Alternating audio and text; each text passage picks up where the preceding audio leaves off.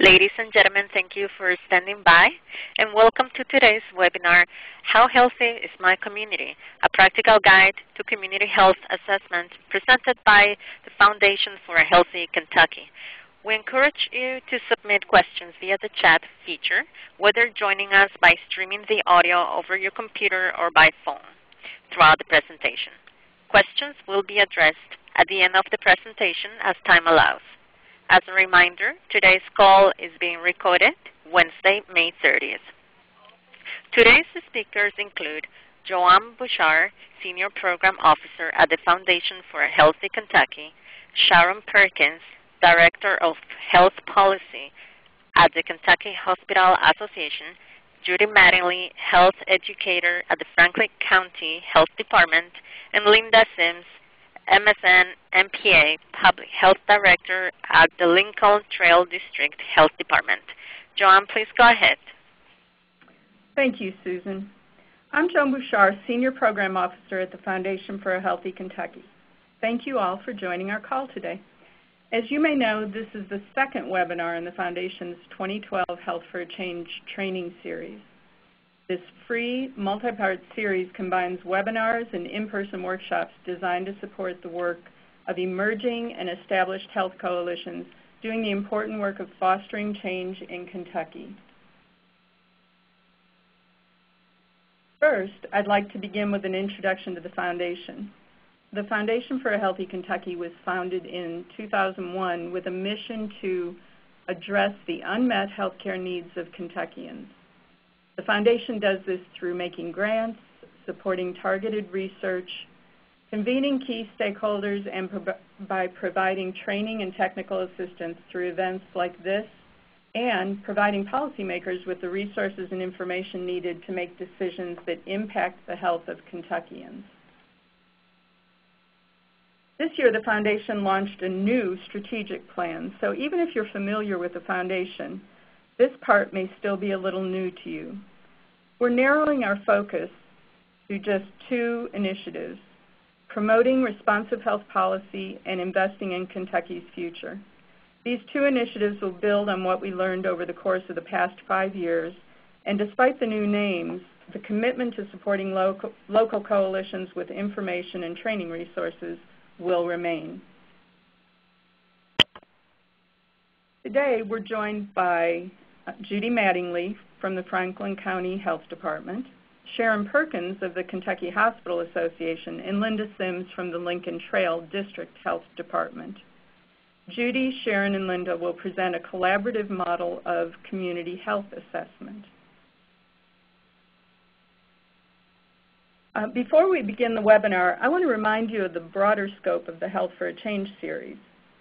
Though the flyer on the screen is a little bit difficult to read, you can find a readable copy on the Foundation's website, www.healthy-ky.org.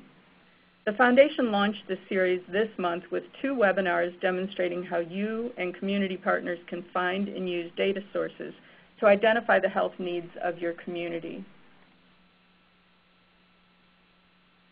If you missed the first webinar in the series, it's called Health Data, Where to Find It, How to Use It.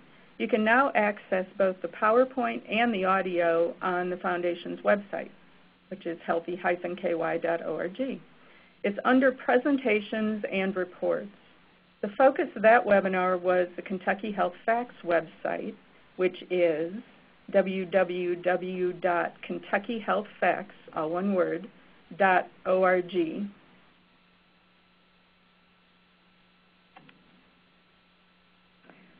In June, on the 20th, there's a workshop by Amy Showalter who will provide training on building and nurturing coalitions and networks.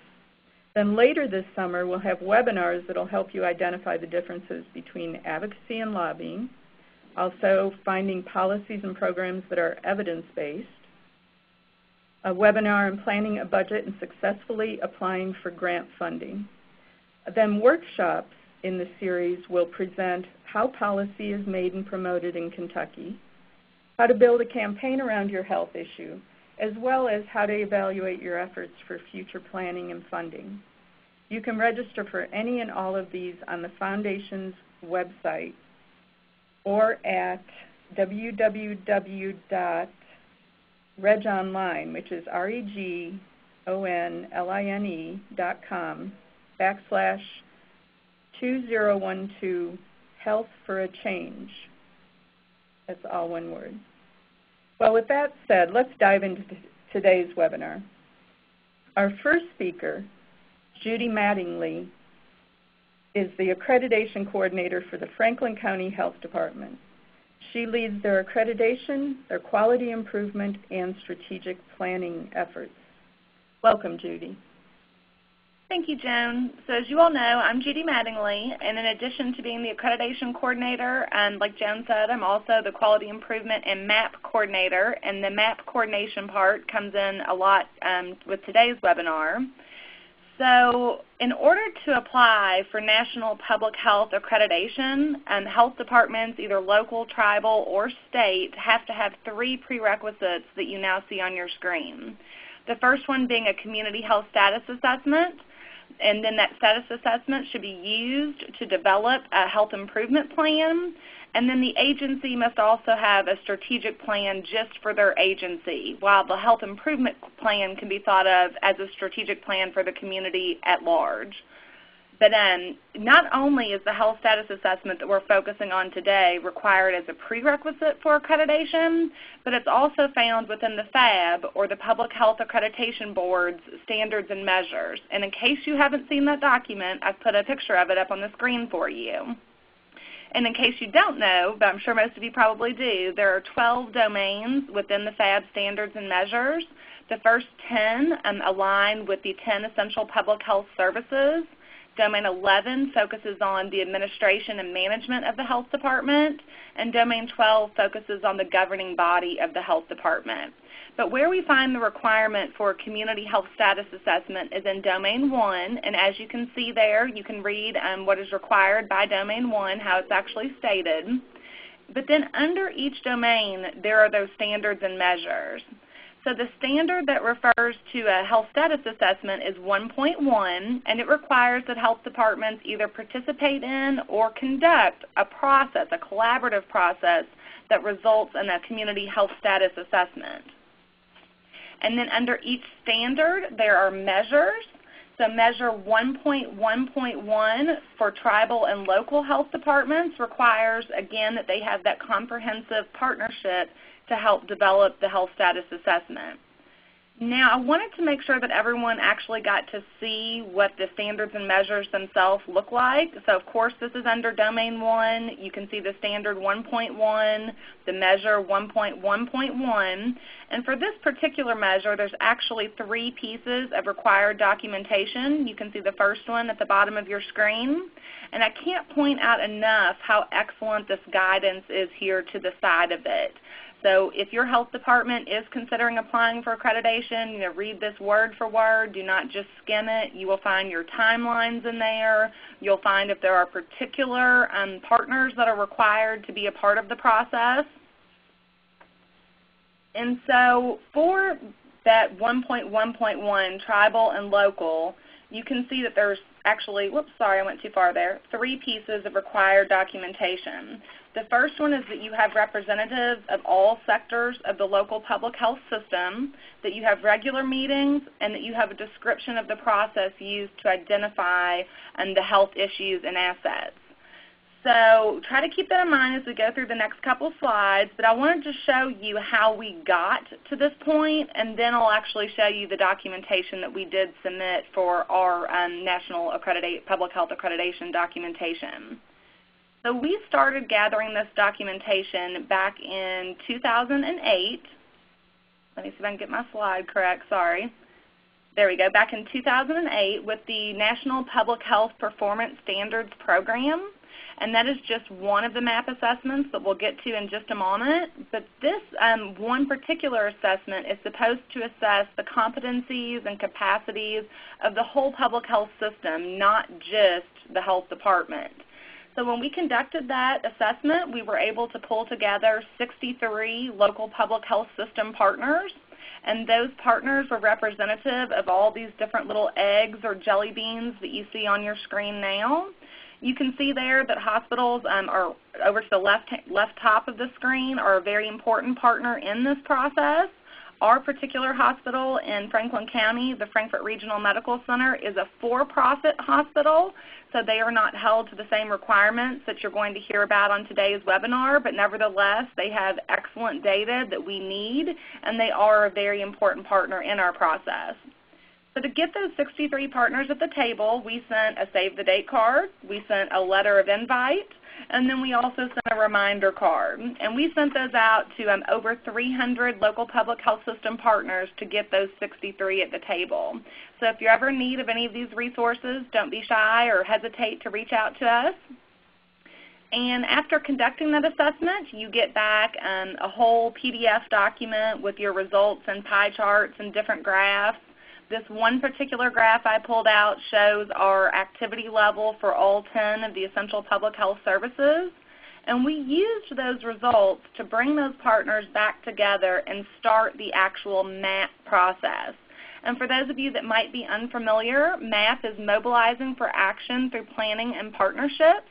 And that was developed by NACHO, or the National Association of County and City Health Officials. And if you look closely on this map here, you'll see the bus at the starting point where you're organizing for success, and then you develop your vision statement. But I really want to point out here the 4 different MAP assessments. When we talk about MAP, it's not just the Community Health Status Assessment, which is your second road on the right there, but there's also the Local Public Health System Assessment, the first road on the right, that we had already completed at this point with the National Public Health Performance Standards Program. And over to the left, you also see the Forces of Change Assessment and the Community Themes and Strengths Assessment. So at this point, where we had already conducted NPH-PSP, we just had 3 assessments left, and we formed subcommittees to complete those. So going back to what was required by the FABS, or Public Health Accreditation Board Standards and Measures, you can see, if you remember, and I'll try to help stir your memory, what we actually submitted. The first piece of required documentation was participation of representatives from various sectors of the community. So on the right there, you can see our MAP membership list that was published in our Community Health Assessment. And then you were also required to hold regular meetings. So on the left there, you can see meeting minutes and, of course, the agenda there as well. And to go with that, to prove those people were actually there, we also are sure to always submit the sign-in sheets, such as the one you see. And then the third piece of required documentation was a description of the process that you used.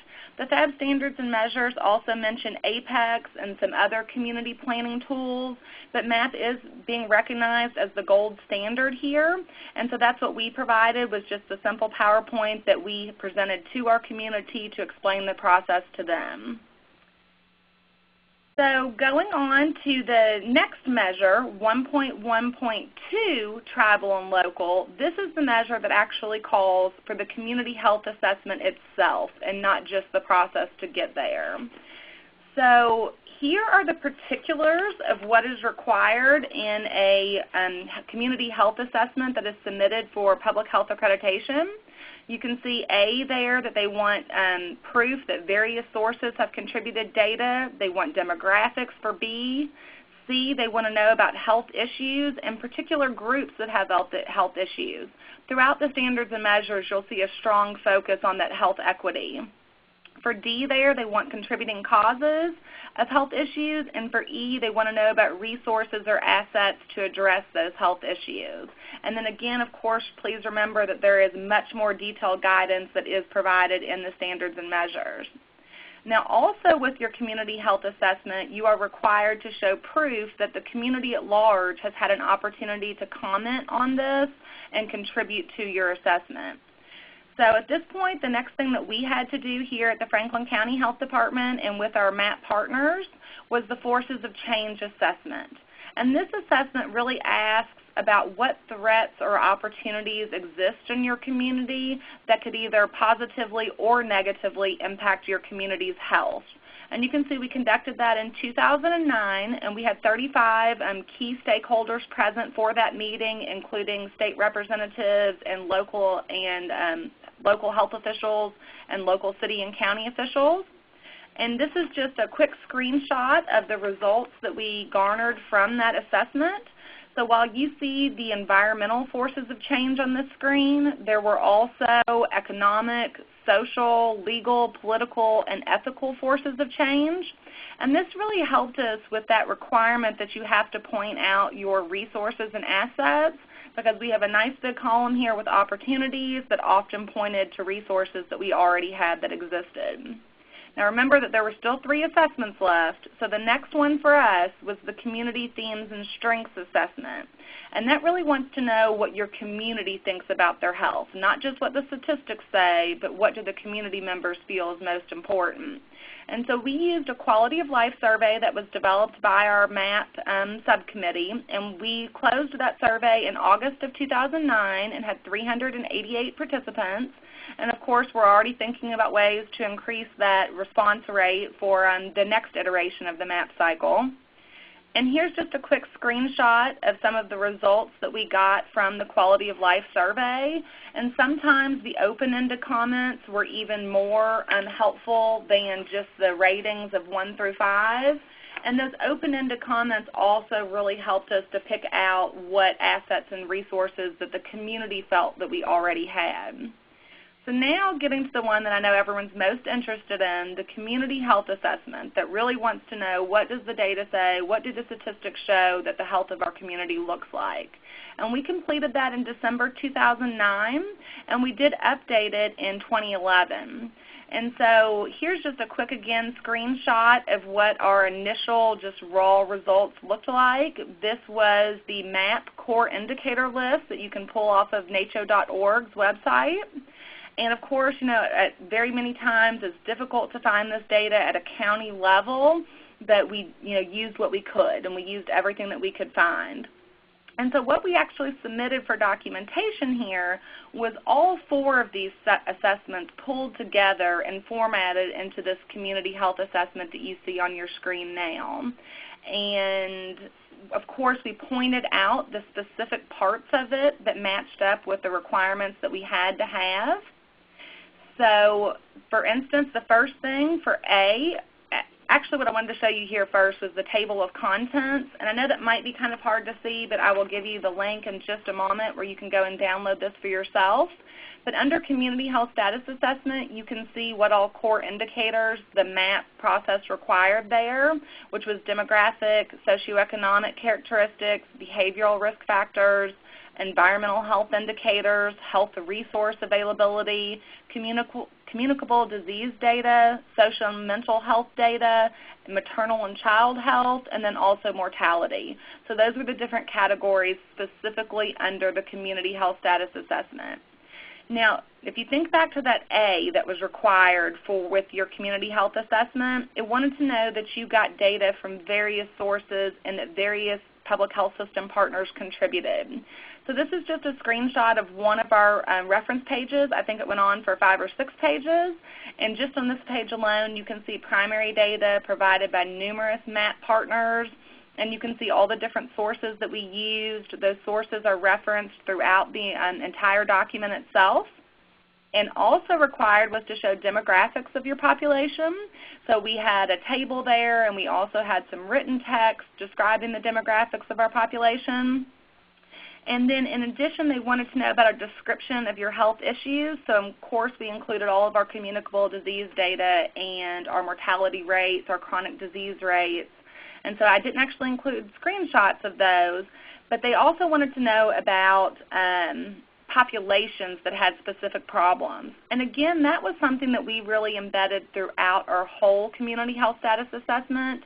So here in this screenshot under behavioral risk factors, you can see in the first column that African Americans in our county have almost an obesity rate twice as high as our white population. And again, we carried that throughout the entire health status assessment to be sure to address that health equity component.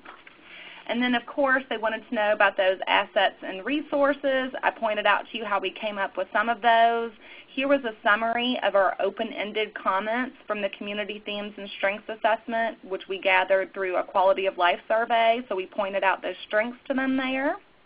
And I just very quickly wanted to show you how the data from all 4 of these different MAP assessments was used to determine strategic issues. So we really just use these relationship diagrams, and you can see data that we pulled from all 4 assessments to come up with the strategic issue of how do we assure access to care, and not just physical, but dental care and mental health care, because that's what was important to our community. We did the same thing for a strategic issue showing how do we encourage healthy lifestyles. And then also, once again, we came up with 3 strategic issues, the last one being how do we mobilize partnerships. And I know now that MAP is how we do that. So all of those strategic issues, for each one, a measurable goal and objective was developed, and that helped to compile our Community Health Improvement Plan. And both our Community Health Assessment and Community Health Improvement Plan can be downloaded from our website at www.fchd.org. There's a whole page there on our MAP process and all of that data, because remember, the FAB standards said you have to make it available to your community. So we actually submitted our website for that and our website comment form to show that everyone has access to it, or everyone with internet access. We also submitted meeting minutes where MAP partners presented at other community coalitions, such as the Franklin County Community Council, and we were even so lucky to have meeting minutes showing that our library, the Paul Sawyer Public Library, so graciously cataloged our health assessment and health improvement plan at their reference desk. And so I know that I covered a lot. I hope I answered a lot of your questions, but I know I did not answer all of them. So after we hear from all of our speakers, and I can't wait to hear from all of you, and I believe Joan is going to introduce our next speaker now. That's great, Judy. Thank you very much. I'm sorry some of you had some problems, but hopefully Toby got those straightened out or is in the process right now. So I'm going to continue with our second speaker. Sharon Perkins is the Director of Health Policy for the Kentucky Hospital Association. In addition, she's worked on the development of the Hospital Association's Community Health Needs Assessment Toolkit, and she assists hospitals in identifying resources to meet these requirements. Welcome, Sharon, and I'll be advancing the slides for Sharon, so you'll hear her say next slide periodically. Thank you, Joan. Welcome everyone today. What we're going to talk about is the community needs assessment and the hospital's requirement and the toolkit that we've developed to meet the requirements. Next slide, please. The Community Health Needs Assessment is part of the Patient Protection and Affordability Care Act, which is the new healthcare reform ACA. It holds many different titles at this point. So it established 4 new requirements for tax-exempt hospitals. One, of course, is the Community Health Needs Assessment. For each hospital facility, they're required to conduct a needs assessment at least once every 3 tax years and adopt an implementation strategy to meet the community needs identified through the assessment. The assessment process requires input from persons who represent the broad interest of the community, much like what Judy referred to in the MAP program and the work that they have completed there. The assessment must be widely available, just like Judy had said, to the public. The community needs assessment requirement will begin for hospitals with the fiscal year starting after March 23rd of 2012. Next slide, please. The requirements for the hospital are that the hospital must disclose its annual information report on an IRS Form 990. They need to address the needs identified in the Community Health Needs Assessment, and they identify the needs not being met and the reasons why, either lack of finances or human resources or just community resources. If a hospital fails to meet the Community Health Needs Assessment, an excise tax of $50,000 is imposed. For years 1, 2, and 3, It is subject to the penalty in 3 years. So in other words, if you have the excise tax can be imposed, but then it definitely will be imposed after the 3rd year if an assessment is not completed in the 4th year. Next slide. The key stakeholders that we have that help develop this toolkit and who need to be part of your community needs assessment are the Kentucky Department for Public Health, the Kentucky State Office of Rural Health, Foundation for Healthy Kentucky, University of Louisville, and University of Kentucky Economics. Next slide, please. Economics. So what is a community needs assessment? Next slide. The key components are you have to identify the service area or your community. Currently this is an issue and we've asked for clarification on this. Exactly what is a hospital service area?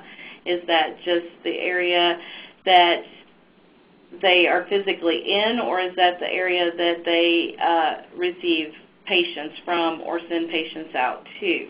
So we're sort of unclear on what the definition of a community is at this point.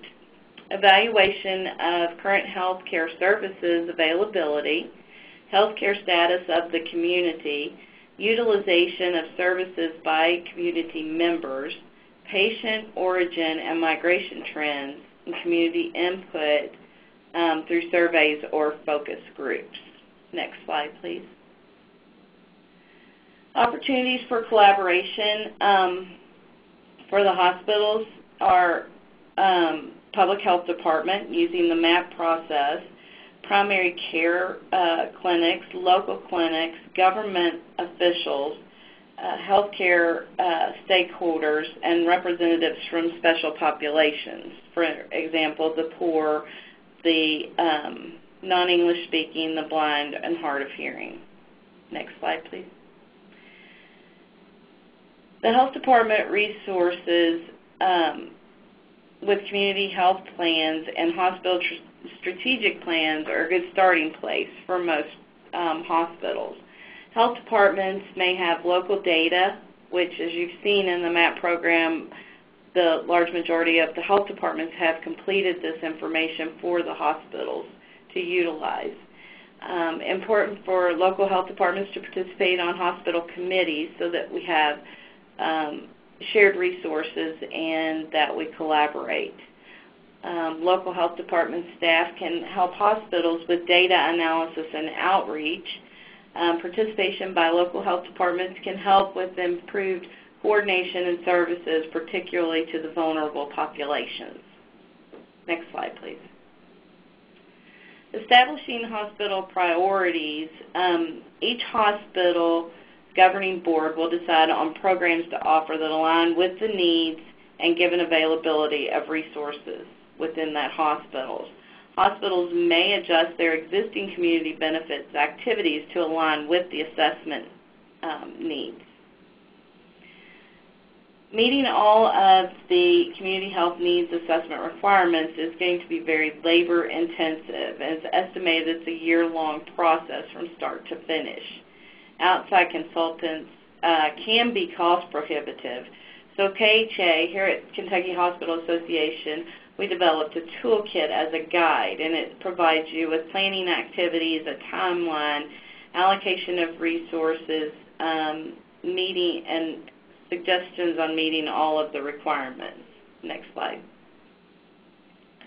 The toolkit components are the identification of key players in the community, which we've already discussed, timeline for completion, guidance on bringing partners together, requirements checklist, data needed, links to readily available data such as the demographics and the utilization of inpatient and outpatient data, patient origins, where did they originate from? Did they come from your local community or were they brought in from a contiguous community? The health status and mortality and the economic data. Next slide.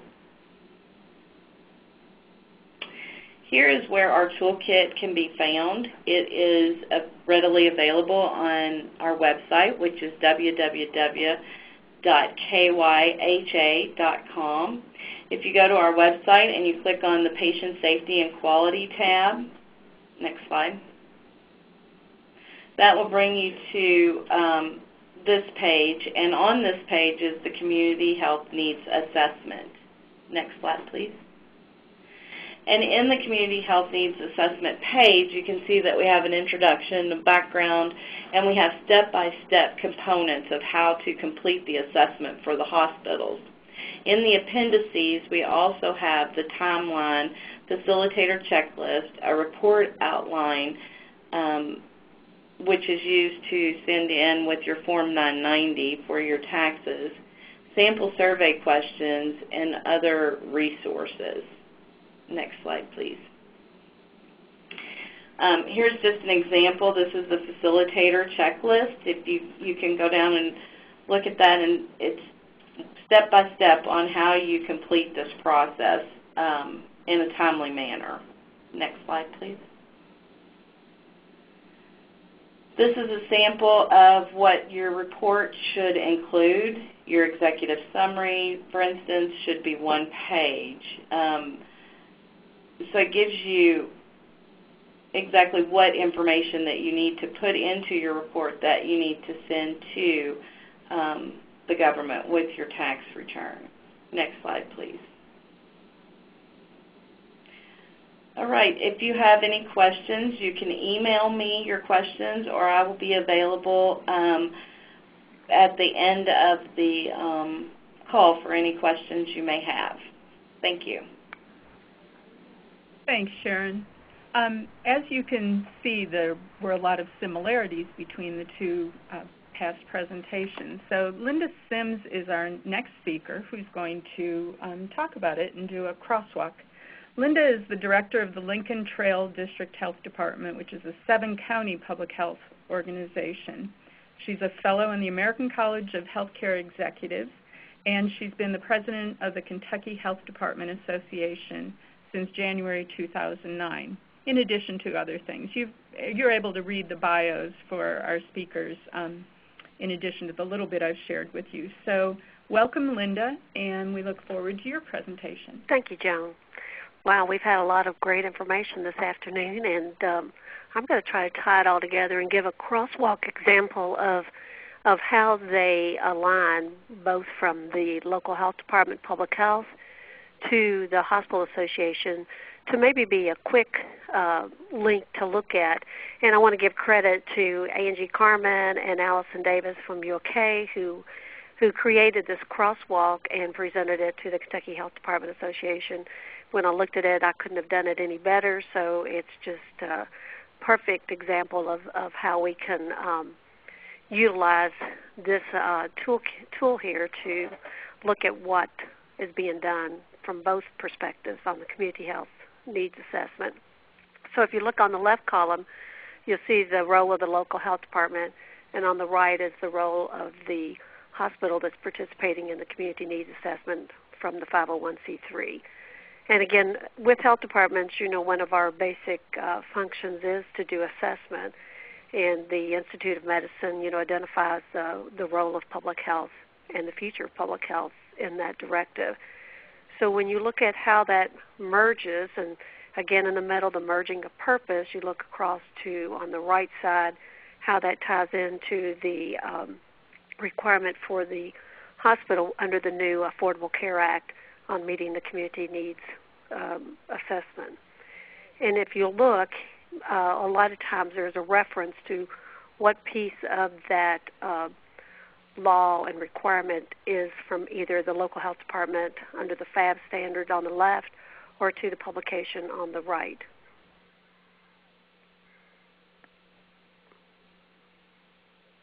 Okay, I'm getting my slides going here.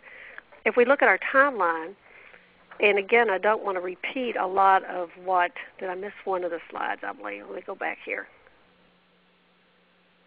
Okay.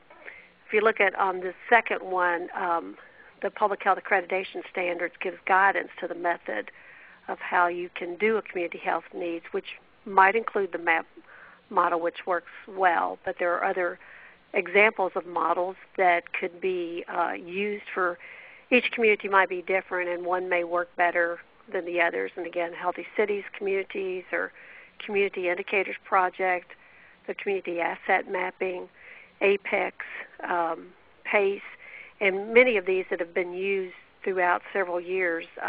Healthy People 2020, again, depends on which one that works best for your situation. The issue again comes down to that the needs assessment must take into account the input from persons who represent a broad interest in the community, and it must include someone with special knowledge or expertise in public health. Again, collection by other organizations such as a public health agency or a nonprofit agency, and its collaborative model, which includes multiple organizations, hospitals, state and local agencies, as well as the public health department.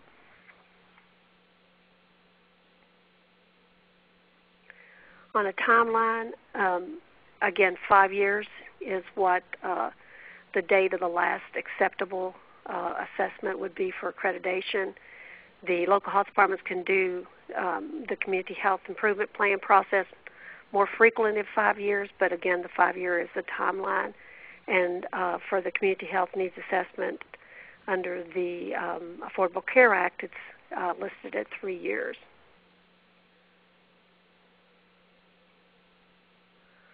When we look at deliverables, again, looking at the FAB standard 1.1, which Judy addressed earlier in the conversations, we can participate or conduct a collaborative process that results in a comprehensive overview of the health assessment, and on the hospital side, adopt an implementation strategy to meet the community health. Those would be the deliverables.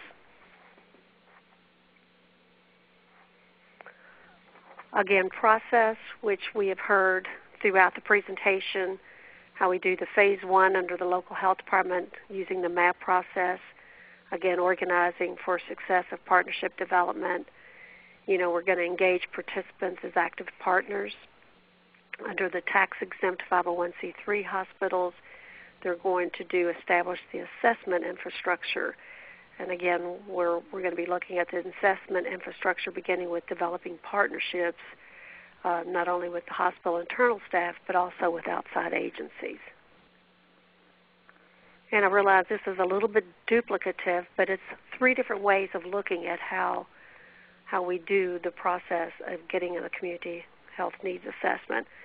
When we look at the visioning, and what's good about this view is you have the community view according to FAB, the glossary of terms, how it defines a community as a group of people who have common characteristics defined by location, race, ethnicity, age, etc., particular problems or outcomes or other similar common bonds. And it's a collective discussion, decision-making, and action. And according to defining the purpose and the scope on the 501c3 side, the definition of the community, according to IRS and the Treasury, have stated that they expect that a facilities community will be defined by a geographic location, for example, the particular city, county, or metropolitan region. Visioning, again, the similarity there is from what the FAB standard is, and it's highlighted where it's looked at distributing to the community at large, and that the community's input was sought to make sure that they were counted. And then in step 2, on our tax-exempt 501c3, they want to look at the way the hospital determine what it wants to learn about the community's health, including a range of topics, but it also wants to make sure that the assessment be made available publicly. Phase 3, and again, earlier in the presentation, Judy addressed the 4 MAP assessments, and those are identified there and highlighted as the Community Health Status Assessment, the Local Public Health System Assessment, the Community's Themes and Strengths Assessment, and the Forces of Change Assessment. And then underneath that, there's the possible approaches on how you gather the information, by the multiple ways of community meetings, focus groups, surveys, town hall meetings.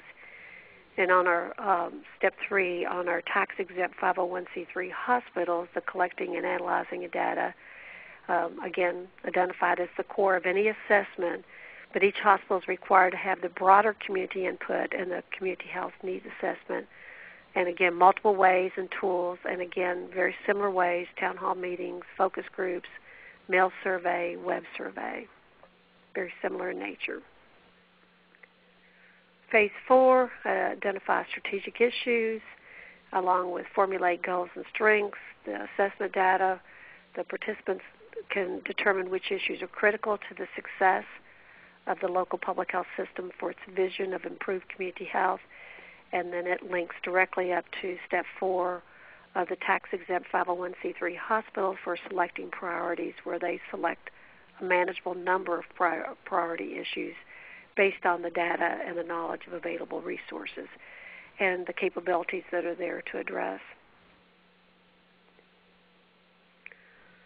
The health department must still provide documentation that identifies and describes the tribe or community health status.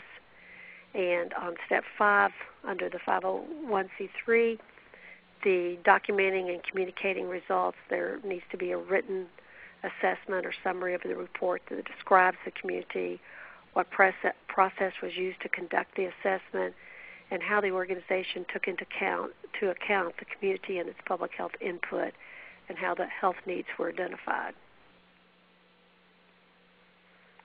The FAB standard measure version 1 set is covered in this next slide, and it talks how set the standards are, the measures, the requirements for documentation, and the specific guidance, as well as the step 6 on the 501c3 side on preparing the Schedule 8, Form 990, which Sharon just had reviewed during her presentation, and how the hospital organizes that to file it and assure that it meets those responsibilities. When we look at our action cycle, under the planning and determining what needs to be done, the implementation is carrying out the activities, and the community health improvement plan that's developed to make sure that is provided and used as to do an analysis to develop recommendations regarding the public health policy. And then under step 7 for 501c3s is planning for action and monitoring progress. And again, it's focusing on the implementation strategy once the assessment is complete, so direct links between those two. Just a review when we're looking at our community health improvement plan. It's just kind of a summary. Again, it's been repeated theme throughout the day. The focus being on ongoing supportive partnerships, shared visions, results-oriented. Again, with everything in today's market, it's always got to be about outcomes-driven so that we can show the results from the analysis and from the implementation are fruitful. Very important, as Judy addressed, the frequent reporting and updates to the community via web, via reports, via presentations, and then continuous demonstration of engagement of the community is so critical to assuring that our improvement plan is functioning and workable and informative. I wanted to include a little bit of information which most of you may know, but it's always good to repeat, that the importance of data and public policy, as we've addressed all of the crosswalk and the importance of this new process and action of doing a community needs assessment together. It really does help to look ahead at development of important public policies, and we can't stress enough how critical that is to our health and wellness of our communities and our futures. And so, again, when we look at the data collected and we use this along with all the available information from KentuckyHealthFacts.org, the Behavioral Risk Factor Surveillance System, our county health rankings, which were just released in April, again, they help us to understand what the needs are in our communities and our Commonwealth and to make the right choices as we move forth and develop stronger partnerships and have more opportunities to really change the way we deliver health care and how our children and the future of our communities develop. So I want to turn that over now to give you some information on contacts, which is Angie at UK that helped develop the crosswalk, and mine, and want to open it up to questions to any of the presenters. Thank you so much, Linda. That was great. All three of the speakers, thank you so much. Yeah, I have a couple of comments or a comment and a question here in the chat box, and just to remind you that you can type your questions there or give your questions to the operator. Alan Kalos from Northern Kentucky says another resource that's published by the Catholic Health Association is called Assessing and Addressing Community Health Needs, and it's at their website, which is CHAUSA, all one word, .org. And then Rhonda Joyce asks if all the listeners can get a printable copy of the slides, and that's a good reminder that in a few days the webinar and the PowerPoints will be on the Foundation's website, which is healthy-ky.org. I think probably the slides will be in I'm not sure they're printable. If they are, it will probably be a PDF, which would be 1 page per slide, but we can check on that for you. Are there any other, Susan, do you have any questions? Not at the moment, but ladies and gentlemen, if you'd like to register for questions on the phone, you can press the 1 followed by the 4. One moment, please.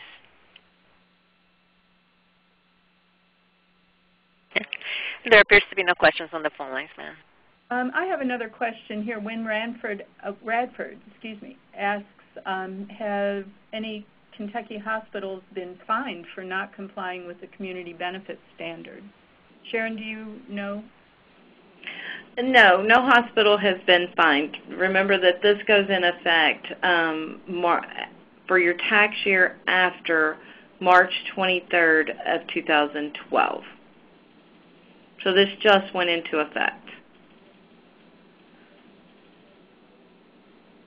We'll give you a minute to type or ask any questions. I hope you've been able to see a role for yourself and your organization in this community assessment, even if you are not a hospital or local health department professional. If you're a member of a community-based organization or an individual, because everybody should have a role in improving the community's health. I have a quick question. How many local health departments are currently in the process of doing the assessment for accreditation? I would say probably around 20. Would you, Judy? I know that they were trying to gather that information just recently, just about MAP communities in general, and I believe that you're right. It might have been getting up close to 30 now. Okay, and if one were to contact the local health department and wanted to participate, who would they ask for? Is there a designated person?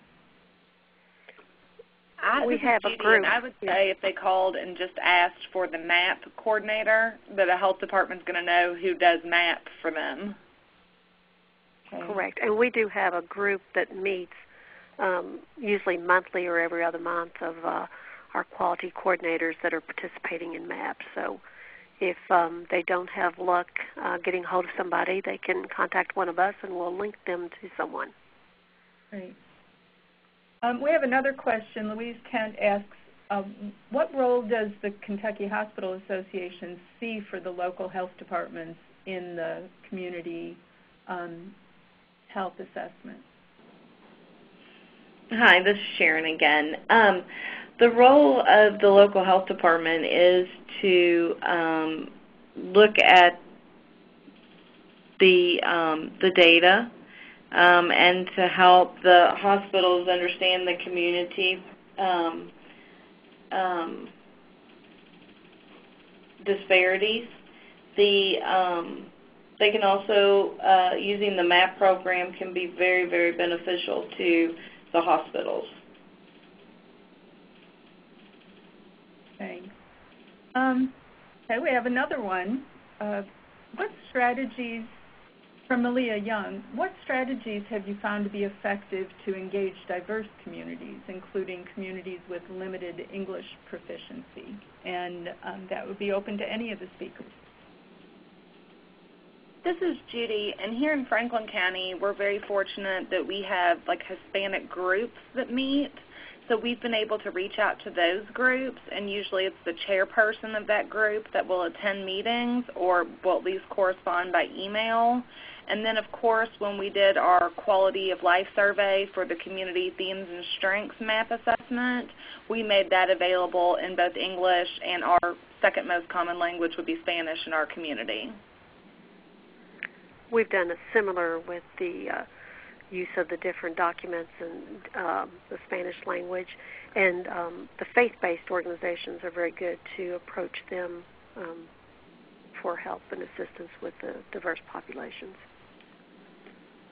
And this is Sharon. We have a health literacy work group that helps us develop material for special needs populations.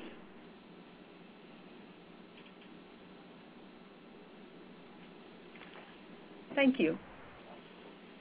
I did check on the printability of the slides, and yes, it is a PDF, so you can print from the website, but you don't have all the functionality that you do if it were a PowerPoint Microsoft Office document.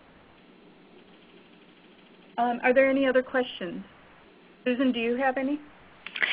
Not at the moment, but once again, you may press the 1 followed by the 4 to register for questions.